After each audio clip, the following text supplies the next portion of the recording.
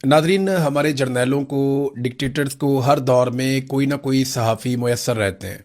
ये एक मखसूस तादाद है और वो हमेशा से इनके साथ रहते हैं। कुछ हमारे ऐसे बुज़ुर्ग सहाफ़ी हैं जो हर दौर में हर डिक्टेटर को मुयस्सर रहे और वो उन्हें अच्छे मशवरे भी देते रहे और उनकी तारीफ़ें भी करते रहे और उनके बिहाफ पे वो धमकियां भी लगाते रहे सियासी जमातों को और सियासतदानों को। अभी ये सिलसिला शुरू हो गया है और पीएमएलएन को ये कहा जा रहा है कि जनाब अब आपका बोझ मजीद नहीं उठाया जा सकता। यानी पीएमएलएन को सुहेल वड़ाइच साहब ने भी अब ये कहना शुरू कर दिया, कुछ और लोग हैं उन्होंने भी ये कहना शुरू कर दिया कि मुस्लिम लीग नून का जो बोझ है या जो इनकी नालायकी है वो अब एस्टेब्लिशमेंट मजीद नहीं उठा सकती। मेरे ख्याल में ऐसा कुछ नहीं है। ये सिर्फ और सिर्फ चक्कर देने की एक कोशिश है, क्योंकि इस वक्त की जो एस्टेब्लिशमेंट है वो वन मैन शो होता है। आसिम मुनीर इज एस्टेब्लिशमेंट, कोई और नहीं है। आसिम मुनीर एस्टेब्लिशमेंट है, जबकि उनके मुकाबले में दूसरी तरफ जिन्हें कहा जा रहा है कि इन्हें हटा दिया जाएगा वो पीएमएलएन है। तो ये तो एक दूसरे की इंश्योरेंस पॉलिसी है। हाँ, ये मुमकिन है कि आसिम मुनीर साहब बतौर एस्टेब्लिशमेंट कमज़ोर हो जाए और मिलिट्री एस्टेब्लिशमेंट ज़्यादा आगे चली जाए, या पाकिस्तान की फ़ौज के अंदर मौजूद जर्नैलों को ये लगना शुरू हो जाए कि बेड़ा ही गर्क हो गया, इदारे का भी बेड़ा गर्क हो गया, यानी बहुत बदनामी हो गई, पूरा पाकिस्तान हमसे नाराज़ है, हमने पाकिस्तानियों को नाराज़ भी कर लिया, अपनी बहुत जो इज्जत थी उसको भी हमने ख़राब किया और उसके अलावा आवाम के साथ अपना ताल्लुक भी हमने बहुत बुरी तरह ख़राब कर लिया, पाकिस्तान की मईशत भी तबाह बर्बाद कर दी और वो केक जिसमें से सब अपना अपना हिस्सा लेकर खाते थे वो केक ही बहुत छोटा रह गया। पाकिस्तान की मईशत सुकड़ गई और सुकड़ के बहुत छोटी रह गई। तो उस वक्त ये होता है नॉर्मली। परवेज मुशर्रफ को भी शटअप कॉल मिली थी, इससे पहले और जर्नैल हैं उनको भी शटअप कॉल मिलती रही है कि जनाब बस कर दो, अब पूरा इदारा और मुल्क तबाह बर्बाद हो गया, आपके खेल अब हम और बर्दाश्त नहीं कर सकते। वो सिचुएशन अलग होती है। लेकिन अब जो मुख्तलिफ टाउट्स हैं जो मिलिट्री एस्टेब्लिशमेंट के करीब काम करते हैं, हमेशा से उनकी गुड बुक में रहते हैं, वो अब पीएमएलएन को आंखें दिखाना शुरू हो गए, जनाब आपका बोझ हम नहीं उठा सकते। मेरे ख्याल में बोझ पीएमएलएन का नहीं है, बोझ पीपल्स पार्टी का भी नहीं है, बोझ कभी पाकिस्तान तहरीक इंसाफ भी नहीं थी। इस मुल्क के ऊपर जो असल बोझ है वो पाकिस्तान की मिलिट्री एस्टेब्लिशमेंट और जर्नैलों के गलत फैसले और इक्तदार में रहने की जर्नैलों की ख्वाहिश है। यह है इस मुल्क के ऊपर असल बोझ, और कोई बोझ नहीं है। 78 साल से हमने पाकिस्तान की एस्टेब्लिशमेंट का बोझ उठाया हुआ है। यह बोझ पाकिस्तान की कौम के ऊपर से उतर जाए ना तो हमारी कमर सीधी हो जाए और फिर हम बतौर कौम तरक्की की तरफ आगे बढ़ सकते हैं। लेकिन एस्टेब्लिशमेंट ने हमें जकड़ के रखा है। मिसाल के तौर पे ये अमारदी जान साहब ने बड़ा अच्छा डाटा पेश किया और ये बड़ा इंटरेस्टिंग है। यानी माशी तबाही हो गई पाकिस्तान की, आधा पाकिस्तान गुर्बत की लकीर से नीचे चला गया, पाकिस्तान में बेरोजगारी के सारे रिकॉर्ड टूट गए, पाकिस्तान में कम तरीन सरमायाकारी के सारे रिकॉर्ड टूट गए, पाकिस्तान के अंदर से तमाम मल्टीनेशनल कंपनियां मुल्क को छोड़ छोड़ कर जा रही हैं, लोग पाकिस्तान से सरमाया निकाल कर भाग रहे हैं, पाकिस्तान में कोई पैसा लाने के लिए तैयार नहीं है। ये सारी चीजें जिस वक्त हो रही हैं उस वक्त हमारी मिलिट्री से जुड़े जो कारोबार हैं वो कहां जा रहे हैं? सिर्फ वो मुनाफे में जा रहे हैं। पूरा पाकिस्तान खसारे में जा रहा है। अभी रेलवे की रिपोर्ट आई मेरे पास, रेलवे खसारे में जा रहा है। अरबों रुपए का खसारा रेलवे का हो गया इस साल भी, और वो खसारा शो भी किया गया। पीआईए खसारे में जा रहा था, बेच दिया। रेलवे खसारे में जा रहा है, स्टील मिल खसारे में जा रहा है। पाकिस्तान का हर इदारा, हर चीज खसारे में जा रही है। अगर खसारे में नहीं जा रहा तो पाकिस्तान फौज के जो कारोबार है वो खसारे में नहीं जा रहे। बारली जान साहब ने इसके ऊपर कुछ डाटा पेश किया। उनके फौजी फाउंडेशन के असास से $6 अरब, मैं उनका एक क्लिप देख रहा था, फौजी फाउंडेशन के असास से $6 अरब तक पहुंच गए हैं। पाकिस्तान एक एक अरब डॉलर के लिए तरसता है, तड़पता है, मांगता है, कशकोल लेकर फिरता है। और पाकिस्तान के अंदर ही एक इदारा है जो फौज का झैली इदारा है और वो अपने कारोबार में इतना आगे बढ़ गया, इतना आगे बढ़ गया कि $6 अरब उसके पास अब असासे हैं, इससे ज्यादा के। जबकि 9 मजीद इदारे हैं जो फौज के जेर निगरानी चलते हैं या फौज के ही कंट्रोल में हैं, उनके असासे $1 अरब से जायद है। इनकी भी एवेल्युएशन हुई है। तो आप यहां से अंदाजा करें ना कि कितनी तरक्की कर रहे हैं वो तमाम इदारे जो मिलिट्री एस्टेब्लिशमेंट के साथ जुड़े हैं, और ये पैसा कौम को नहीं मिल रहा, इसमें कौम को कोई हिस्सा नहीं मिलता। अच्छा, ये तरक्की कैसे करते हैं? ये भी एक अलग मॉडल है। यानी एक आम आदमी एक मिल या एक फैक्ट्री या एक बिजनेस खड़ा करता है तो उसको जमीन की परचेज है, बहुत सारे और मसाइल हैं, कानूनी मुंह शगाफियां हैं कि इधर जाएगा इस महकमे में, फिर इधर जाएगा, फिर बहुत महंगी कॉस्ट पड़ती है, फिर भारी टैक्सेस पड़ते हैं, फिर उसको इंपोर्ट बिल पड़ता है, बेशुमार चीजें करने के बाद वो प्रोडक्शन अपनी मार्केट में लॉन्च करता है। लेकिन अगर मिलिट्री एस्टेब्लिशमेंट ने एक इदारा बनाना है तो जमीन उन्हें फौरी तौर पे मिल जाती है, वो एक्वायर कर लेते हैं उन्हें किसी से पूछने की जरूरत ही नहीं है। सिक्योरिटी के उनके मसाइल नहीं है, सारी बंदूकें उनके पास हैं। फिर उनको टैक्स की एक छूट भी मिलती है, जैसे कि अभी पीआईए बेचा तो 15 साल के लिए पीआईए को टैक्स की छूट मिल गई। हालांकि पीआईए के मद्दे मुकाबिल जो बाकी एयरलाइंस हैं पाकिस्तान में, उन्हें टैक्स की छूट नहीं मिल रही। तो टैक्स की छूट भी मिल जाती है, सिक्योरिटी का मसला भी हल हो जाता है, इदारे भी तंग नहीं करते, बल्कि जिस फाइल को वो बोलते हैं फाइल लेकर जो अफसरान है वो खुद पहुंच जाते हैं, सर ये हो गया आपका काम।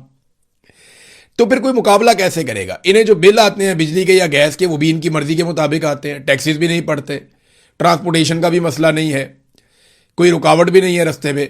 तो शानदार काम जो है वो ऐसे इदारे कर सकते हैं। अब ये सहूलतें बाकी इदारों को नहीं है, तो क्योंकि मिलिट्री एस्टेब्लिशमेंट बहुत ताकतवर है, तो उनके जो कारोबारी इदारे हैं वो बहुत तेजी से तरक्की करते हैं और बहुत तेजी से आगे बढ़ते हैं।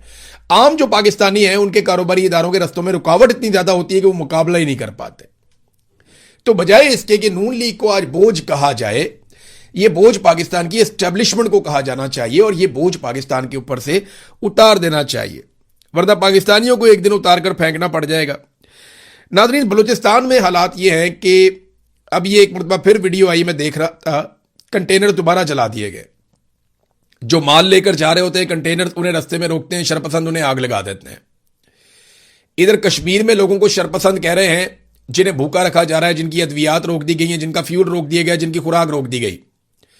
अजीब शरपसंद है। और उधर बलूचिस्तान में जो लोग आग लगा के चले जाते हैं उनके खिलाफ कार्रवाई कोई नहीं है। मारंग बलोच को, मासूम को जेल के अंदर बंद किया हुआ है सिर्फ इसलिए कि वो अपने लोगों के लिए हकूक मांग रही है। वो ये कहती है कि अगर किसी मुजरिम को आपने पकड़ा तो आप उसको अदालत में पेश करें, आप मावराए अदालत उसका कत्ल नहीं कर सकते। आपने अगर किसी मुजरिम को पकड़ा, आप अदालत के अंदर उसको पेश करें ना, आप उसे गैर कानूनी तौर पे मावराए अदालत कत्ल करके उसकी लाश को बिगाड़ के, मसकशुदा लाश आप कैसे फेंक सकते हैं किसी इलाके में लोगों को खौफजदा करने के लिए? फिर जबरी गुमशुदगी क्या चीज होती है? आपने किसी को गिरफ्तार करना है, कानून के मुताबिक गिरफ्तार कीजिए, अदालत में पेश कीजिए, साबित कीजिए, सजा दिलवाइए। लेकिन ये सारे काम नहीं किए जाते। अब वो ये कानून और इंसाफ के लिए खड़ी है, उसको उठा के उम्र कैद की सजा दे दी मारंग बलोच को। पूरा बलूचिस्तान सरापा एहतजाज है। बहरहाल बलूचिस्तान में एक मरतबा फिर कंटेनर जल रहे थे और ये मनाजिर हम देख रहे थे, बहुत ही तकलीफ दे मनाजिर हैं। जो रिलीफ पाकिस्तानियों को मिलना चाहिए वो पाकिस्तानियों को हुकूमत देने के लिए तैयार नहीं है। मैं अभी जाऊंगा जरा आज़ाद कश्मीर के मामले पे भी, जो बीबीसी ने उनकी रिपोर्ट की, बीबीसी को जो है वो अब दीवार के साथ लगाया जा रहा है। कोशिश की जा रही है कि बीबीसी ने ये रिपोर्ट क्यों की। देखें, बीबीसी से बहुत सारे इख्तलाफात भी रहे हैं। बहुत सारी रिपोर्टिंग के अंदर हमें बाद औक़ात लगता था कि बीबीसी ये वाली रिपोर्टिंग जो है वो एक एजेंडे के तहत कर रहा है, ऐसा होता भी है। लेकिन यहां पे तो सबूत सबके सामने हैं। ये वाली जो कवरेज है इसमें तो सबूत सबके सामने है। और बीबीसी एक ऐसा इदारा नहीं है कि आप उसकी हर चीज के ऊपर ही तनकीद करें। बाद औक़ात वो एंगलिंग कर सकते हैं स्टोरी की, यानी ऐसा नहीं है कि सारी स्टोरी झूठी है। जब कभी बीबीसी से इख्तलाफ भी हुआ तो एंगलिंग के ऊपर हो जाता है, स्टोरी झूठी या हकायक गलत, वो ऐसा नहीं करते, वरना आप केस करके उनके ऊपर मुकदमा जीत लें। अब बीबीसी से जनाब माफी मंगवाई जाए, मंगवाओ माफी। बल्कि बीबीसी को चाहिए कि वो माफी ना सिर्फ मांगे बल्कि 9 मई की मजम्मत भी करे और साथ में बीबीसी पाकिस्तान हमेशा जिंदाबाद का नारा भी लगाए और पाक फौज के साथ अपनी हमायत की यकीन दहानी भी करवाए, तब बीबीसी का गुनाह माफ होगा। पाकिस्तान में तो यही ट्रेंड है। पाकिस्तानियों के साथ तो ये करते हैं। रज़ी ताहिर साहब को पकड़ा हुआ है, उन्हें बंद किया हुआ है।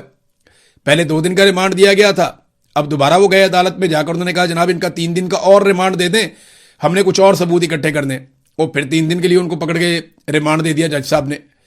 यानी जर्नलिज्म पाकिस्तान में इतना बड़ा जुर्म बन गया है कि आपने खबर दी, अब वो कहते हैं जी हमने खबर का सोर्स पता करना है कि ये खबर आपने कहां से दी। और एक्चुअली जो मुझे अंदाजा है, मेरी रज़ी ताहिर साहब से अभी तक बात नहीं हो पाई। बात होती तो शायद मैं आपको और क्लैरिटी के साथ बता देता। ये जो उन्होंने खबर दी थी ना कि इमरान खान से जनरल अशफाक परवेज कियानी की मुलाकात, मेरे ख्याल में ये वाली जो एक खबर है ये वजह बनी रज़ी ताहिर साहब के ऊपर ये सारा अटैक होने की। उसके बाद ये मुकदमा तेजी से हो रहे थे, उनके बाद गिरफ्तारी के लिए कोशिश की जा रही थी, फिर बिलाखिर रज़ी ताहिर को गिरफ्तार कर दिया गया। मेरे ख्याल में सिस्टम जानना चाहता है जनाब ये खबर बाहर कहां से निकली। बहरहाल देखते हैं, खबर तो कहीं ना कहीं से निकल ही आती है। आज आप छुपा लेंगे तो कल निकल आएगी। नाजरीन, आलमी मंडी में जो पेट्रोलियम मसनूआत की कीमतें हैं, जब जंग शुरू हुई थी, जो कीमतें उस वक्त थीं आज उससे भी कम हो गई हैं। यानी आलमी मंडी में जो पेट्रोलियम मसनूआत की कीमतें हैं उनमें रिकॉर्ड कमी हो गई है। लेकिन पाकिस्तान की हुकूमत और पाकिस्तान की एस्टेब्लिशमेंट ये फायदा पाकिस्तानियों को देने के लिए बिल्कुल कतई तौर पे तैयार नहीं है। वो ये सोच रहे हैं कि जितने दिन और गुजर जाएं, जितना पेट्रोल और बिक जाए, फी लीटर पेट्रोल के ऊपर जितना पैसा हम आवाम की जेबों से नचोड़ सकते हैं, हम वो पैसा आवाम की जेबों से नचोड़ दें। देखिए ना, आसान तरीका है। लोगों ने पेट्रोल तो खरीदना ही खरीदना है, लोगों ने ट्रैवल करना है, किसी ने स्कूल जाना है, किसी ने दफ्तर जाना है, किसी ने कहीं जाना है, किसी ने बैरूने शहर ट्रैवल करना है, किसी ने अपने सूबे से बाहर ट्रैवल करना है, तो वो पेट्रोल तो खर्च करना पड़ेगा लोगों को। डीजल और पेट्रोल लगता है। अब इसकी कीमत जितने दिन आप बढ़ा के रखेंगे, उतने ज्यादा पैसे आप आवाम की जेबों से निकाल पाएंगे। तो ये तो एक एक दिन की भी कोशिश करते हैं कि जितना आवाम को नचोड़ सकें, ये नचोड़ लें। बहरहाल इस वक्त आलमी मंडी में तेल टके टोकरी हो गया और पाकिस्तान के अंदर ये कीमत कम करने को तैयार नहीं है। पूरी दुनिया के अंदर आवाम को रिलीफ मिल जाता है फौरी तौर पे, लेकिन पाकिस्तान में रिलीफ नहीं मिल रहा। और याद रखिएगा, पाकिस्तान में तेल की कीमतों में इजाफा और कमी, ये वो नेचुरल फैक्टर नहीं है कि आलमी मंडी में कीमत बढ़ रही है तो आलमी मंडी में कीमत कम हो रही है। वो नेचुरल फैक्टर नहीं है। ये फैक्टर मैं आपको बताता हूं, ये लेवीज हैं, इजाफी टैक्सेस हैं। ये जो इजाफी लेवी लगाई गई है पाकिस्तान के पेट्रोलियम मसनूआत के ऊपर, ये वो आपकी जेब के ऊपर बोझ आ रहा है। और इसी तरह से जो इजाफी टैक्सेस लगाए गए हैं, बिजली के अंदर मैंने आपको उस दिन पढ़ के सुनाया कि दर्जन के करीब टैक्सेस इन्होंने लगाए हुए हैं। और मैं टैक्सेस पढ़ता जा रहा था और हैरान होता जा रहा था कि किस किस किस्म के टैक्सेस इन्होंने पाकिस्तान में बिजली के ऊपर लगा दिए। गैस के ऊपर उन्होंने कीमत कहां से कहां पहुंचा दी। पहले तो एक यूनिट की कीमत 4 गुना कर दी, फिर एक नया उसूल लागू कर दिया कि आप इस्तेमाल करेंगे 1 यूनिट और आप 4 यूनिट के पैसे देंगे। यानी मिसाल के तौर पे पहले 1 रुपए का जो यूनिट था वो अब 4 रुपए का है। 1 रुपए वाला यूनिट 4 रुपए का हो गया। और अगर आप 4 रुपए की बिजली इस्तेमाल करेंगे तो आपको जो बिल देना पड़ेगा वो 16 रुपए है। अंदाजा करें आप, 1 रुपए वाली बिजली आज आपको 16 रुपए की मिलती है। ये इन्होंने डबल वारदात आपके साथ की है, पाकिस्तानियों के साथ। बहरहाल नाज़रीन, आज़ाद कश्मीर की सूरत हाल जूं की तू है। वहां के लोग बार बार कहते हैं जी मुज़ाकरात करें, बातचीत करें, मसले का कोई हल निकालें, लेकिन हल निकालने में कोई संजीदा नहीं है। बल्कि मिलिट्री एस्टेब्लिशमेंट ने अपने टाउट्स के जरिए से ये खबर बाकायदा पहुंचा दी है कि कुछ भी हो जाए, अब वो पीछे नहीं हटेंगे और वो कुचल देंगे इस तहरीक को मुकम्मल तौर पे। देखिए, मुझे अभी भी खदशा है कि मिलिट्री एस्टेब्लिशमेंट की असेसमेंट एक मरतबा फिर गलत है। इमरान खान के बारे में इनकी असेसमेंट गलत थी, बुशरा बीबी के बारे में इनकी असेसमेंट गलत थी, पाकिस्तान तहरीक इंसाफ के बारे में इनकी असेसमेंट बिल्कुल ही गलत थी।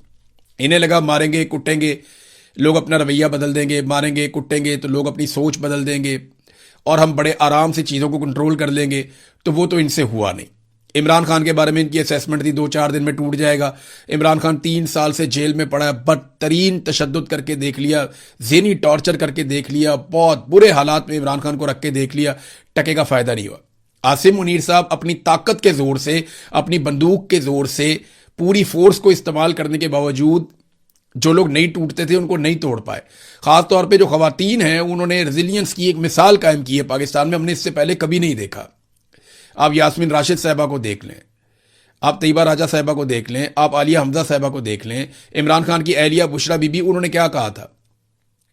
इमरान खान की अहलिया बुशरा बीबी ने कहा था कि मैं इमरान खान की कमजोरी नहीं बनूंगी, मैं इमरान खान की ताकत बनूंगी। और उन्होंने अपना वादा या अपना दावा सच साबित करके दिखाया।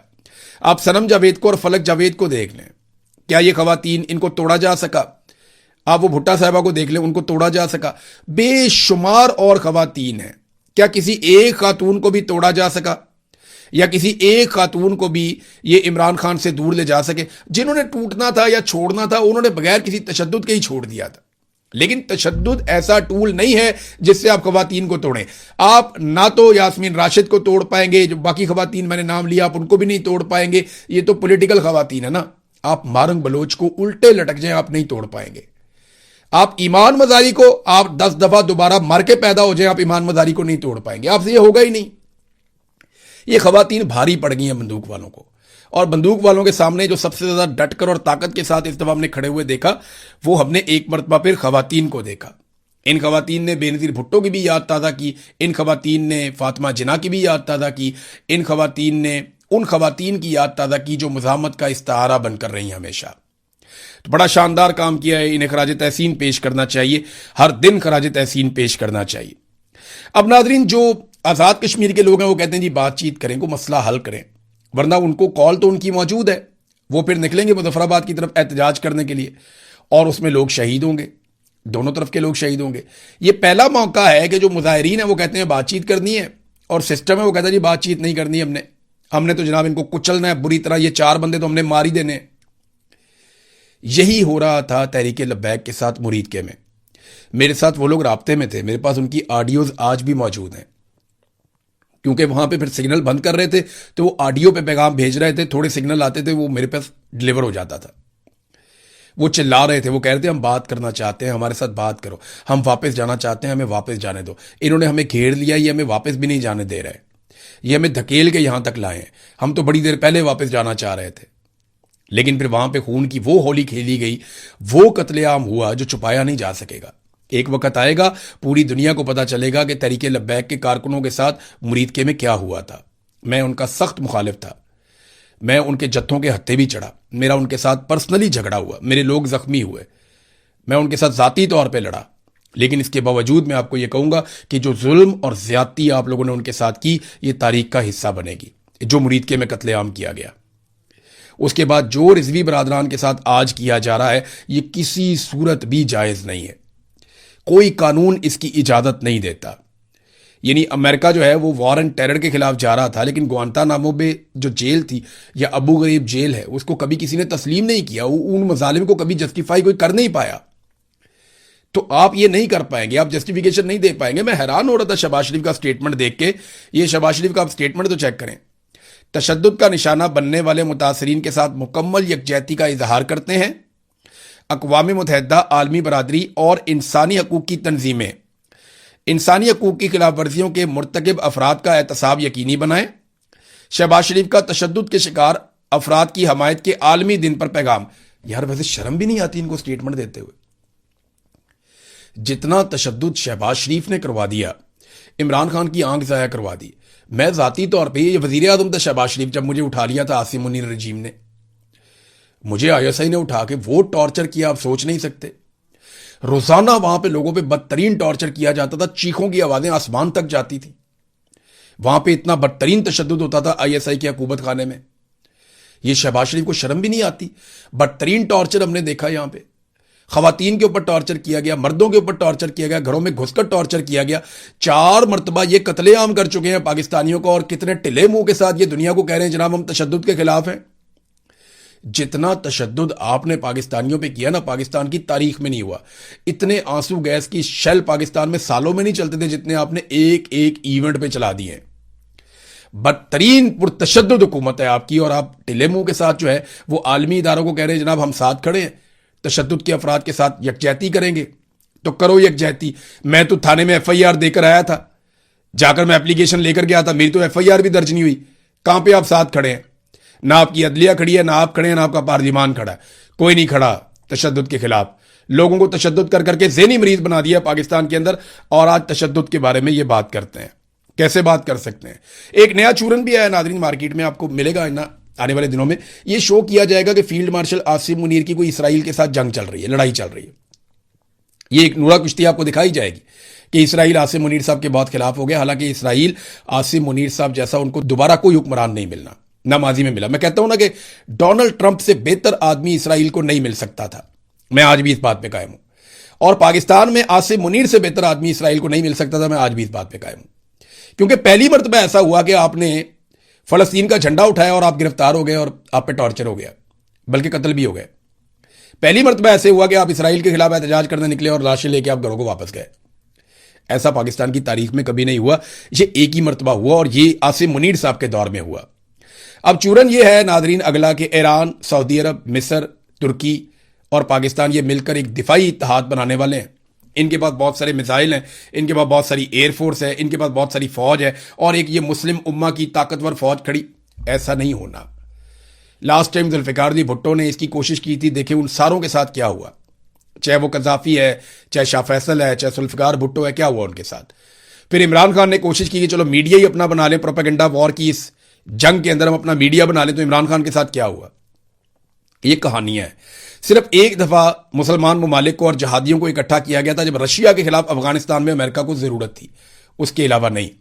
आप यहां पे एक दिफाई इत्तेहाद बनाएंगे, सारे हथियार इकट्ठे करेंगे और मिलकर लड़ेंगे, तो लड़ेंगे किसके साथ? इसराइल के साथ लड़ेंगे। तो अमेरिका आपको कहेगा जनाब आओ लड़ लो, हैप्पी बर्थडे टू यू। ऐसा तो नहीं होता, ऐसा तो नहीं होता, ये तो कहानियां है। और चाइना कहां बेचेगा अपना हथियार, अमेरिका कहां बेचेगा अपने हथियार, यूरोप कहां बेचेगा अपने हथियार। ये इतने आराम से नहीं होना। हर मुल्क के अपने मफादात होते हैं। ईरान को जब अपने मफादात मिलेंगे तो ईरान अपने मफादात के साथ जाएगा। सऊदी अरब को जब अपने मफादात मिलेंगे तो वो अपने मफादात के साथ जाएगा।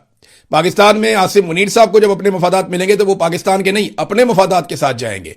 इसी तरह हर मुल्क अपने अपने मफाद देखता है और पाकिस्तान की एस्टेब्लिशमेंट अपने मुल्क का नहीं, अपना मफाद देखती है। ये भी एक फर्क है थोड़ा सा, लेकिन सब अपना अपना मफाद लेंगे। ये उम्मत मुस्लिमा सब इकट्ठे हो जाए, एक फोर्स बन जाए, एक बहुत बड़ी ताकत बन जाए, ये अब ऐसे नहीं है। ये कुछ अर्सा पहले आसिम मुनीर साहब ने बड़े बड़े दावे किए कि गल्फ ममालिक से बहुत बड़ी बड़ी सरमायाकारियां आ रही हैं। तो इन्होंने जाके बातचीत की, उन्होंने कहा जी ले आए अपनी टेक्निकल टीम। तो पाकिस्तान से इन्होंने कुछ बंदे भिजवाए टेक्निकल टीम, उन्होंने आगे से जो दुनिया के बेहतरीन दिमाग हैं वो इनके सामने बिठा दिए, पढ़े लिखे लोग हैं, उन्होंने हायर किए हुए थे। उन्होंने कहा लाएं जी कोई प्रपोजल दें, प्रपोजल था ही कोई नहीं। वो कहते हैं जनाब आप हमें ये प्रपोजल दे दें, कोई चीज तो बताएं हमें जो हम बनाए यहां पे।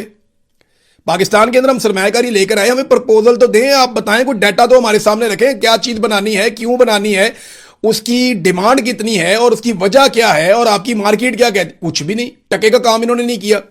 काम इन्होंने करना नहीं है, सरमायाकारी इन्होंने पाकिस्तान में लानी है। जो सरमायाकारी लेकर आता है वो ऐसे नहीं आ जाता मुंह उठा के, वो खुद ही आएगा, स्टडी करेगा, खुद ही सारा देखेगा। नहीं, आपने स्टडी की होती है, आपने आलमी इदारों को इन्वॉल्व किया हुआ होता है, आप उनके सामने प्लेट में रखते हैं जनाब ये सरमायाकारी का मौका है, आकर आप कर लें। ऐसे होता है।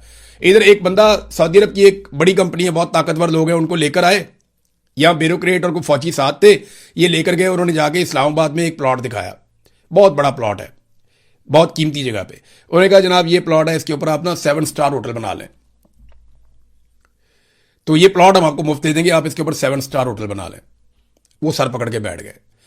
उन्होंने कहा यार जितना पैसा हमने लगाना है उसका 10% में हम ये प्लॉट भी खरीद लेंगे, हमें क्या फर्क पड़ता है, तुम जमीन मुफ्त देके हमारे पे एहसान ना चढ़ाओ। भाई जितना हमने इसके ऊपर पैसा लगाना है उसके 10% कीमत की भी ये जमीन नहीं है। जब हमने इतना पैसा तुम्हारे मुल्क पे लगाना है तो जमीन का पैसा भी हम दे देंगे, हमें क्या फर्क पड़ता है। हमें यह बताओ कि यहां बनाए तो उसकी फिजिबिलिटी क्या है, कोई रिपोर्ट तो दो हमें। इनके पास टके की तैयारी नहीं थी, वो भी वापस चले गए। तो ये नादरीन इस तरह सरमायाकारी नहीं आती, इसके लिए आपको साइंटिफिक स्टडी करनी पड़ेगी और ये चूरन आपको बेचा जाएगा आने वाले दिनों में नया इत्तेहाद। कोई चक्कर नहीं। अब तक के लिए इतना ही, अपना ख्याल रखिएगा, अपने चैनल का भी। अल्लाह हाफ़िज़।